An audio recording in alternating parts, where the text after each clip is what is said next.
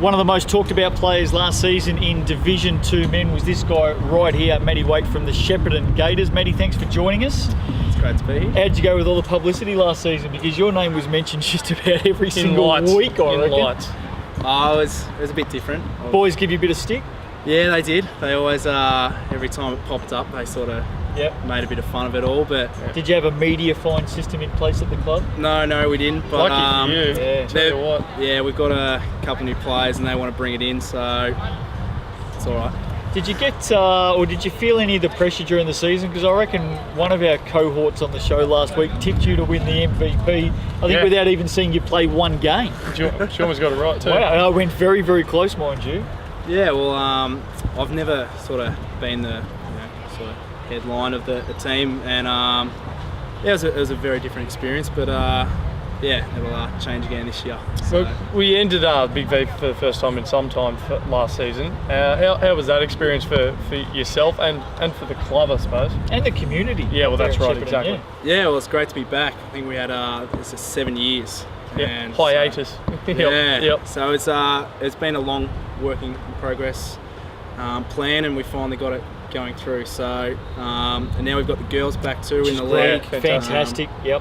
And we're only going to get stronger and getting a lot of support. So it's great to be back in the league. Yeah. Now, one of the big things I'm looking forward to this season in Division 2 men and women, because of course you've got the Northeast Bush Rangers, that's right, the Dongers, or whatever they're called now. Don't know. Road trips, Wodonga and Shepparton. Yeah. I think you guys probably get the back end of the road trips, teams going up there. Does that happen all the way through the season? Yeah, it does a bit. I know it's happening in round one, I'm not sure. Yeah, it does a bit. Yeah, this happens a few times to clubs. Yeah, so you might get a few dusty teams rolling up on a Sunday afternoon. That's kind of handy, isn't it? Yeah, it is. Assuming they're not dusty as well. Well, that's true. Oh, no. Shepparton, all the pubs close at 10 p.m, don't they? We'll go with that. I just made that up, but anyway. But you'll get some teams rocking a little bit sore and sorry for themselves on a Sunday? Yeah, we will. We sort of looked at the draw, and we, especially round one, we got Casey on a Sunday. So, I think we have about 3 or 4 of them. Okay. And then obviously Wodonga have the other way around. The other way. So, it's good for us, but I don't really like it because I live in Melbourne. So. Oh, do you? Yeah. You got to go up there yourself. Yeah. Wow. All right. Fair enough. You like driving? He's got used to it. You're gonna have to. You spoke about Casey in round one. Dylan Wayman is a guy that you guys have picked up. Yep. How's he fitted in? Yeah, he's fitting well. He's moved down through family connections there, and we didn't really ever think we were going to have him, and then he's popped in, and great bonus for us. Yeah. You know Shepparton's up, don't you? Do you ever notice that when you're in the country, you always say, they've come down. They've come down. You know Shepparton's above Melbourne, don't you? It is It's up. Oh, right. Yeah. It is up. Yeah, no, just checking, that's all right. So he's come up to us. And, there you got it. Yeah, and he's been great so far. He's fit in pretty well. We've got a great team that accepts people very easily, and he's fit in well, so it's been good so far. Any other additions that we don't know about yet that are going to make some headlines? They're going to help you out a bit?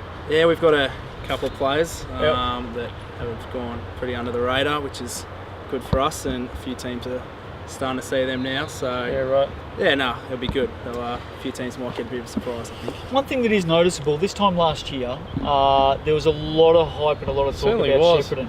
Flown under the radar a bit this time around. Yeah. You've got rid of all that rubbish, don't want to talk about it. We've been back for a year. We'll just go about our business and get our stuff together. Definitely a lot quieter. Yeah, well... on purpose?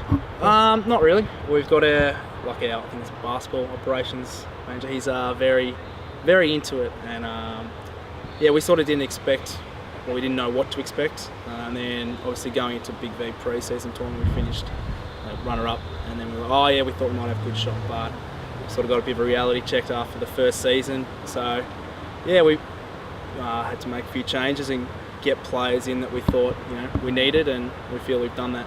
Tell us a little bit about the community up there in Shepparton, because they're always important around our country teams. This guy here used to be a farmer, so tell us a little bit about the good folk up there in Shepparton. Yeah, no, it's great. We get very good crowds.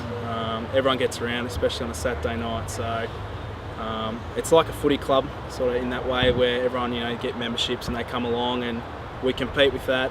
The football clubs, as it is such a big thing in countries. We get a really good crowd, and they really get around us, and our junior levels are continually growing, so it's really good to see. And I'm not sure if you've heard these interviews before when we catch up with players, but he's very good with the hard-hitting question. We usually finish off with a real whipper. Massive. Yeah. I'd just strap yourself in. You're going to have to answer it, and it will be right up there with some of the best you've heard. Go, mate.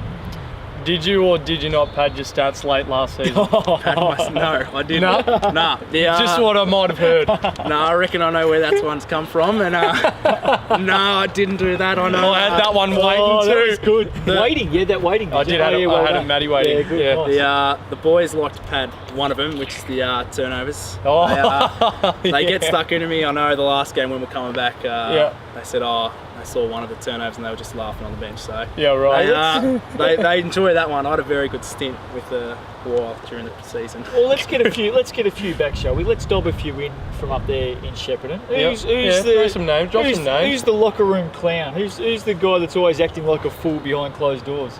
Oh, I'd have to give it to Jack Truffle.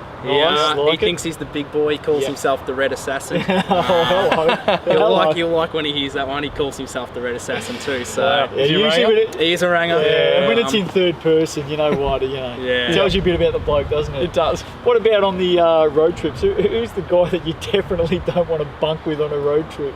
Well, now that we've got the addition of Dylan Wayman, I'm going with him. He likes talking a bit of trash. So he talks it and we give it back, and it's pretty good. So good. But yeah, he loves talking a bit of trash. Nice, good to hear. Well, looking forward to seeing the Gators this season. Yeah. Like I said, bit of hype last season. It took them a while to get things together, but some very, very good players out there in the country, including this guy right here, Matty Waight. Thanks for joining us, and we look forward to seeing those stats well and truly padded out towards the end of the season again, mate. Thanks for having me, guys. Maybe. Good on you. Catch up with you next time, Big VTV.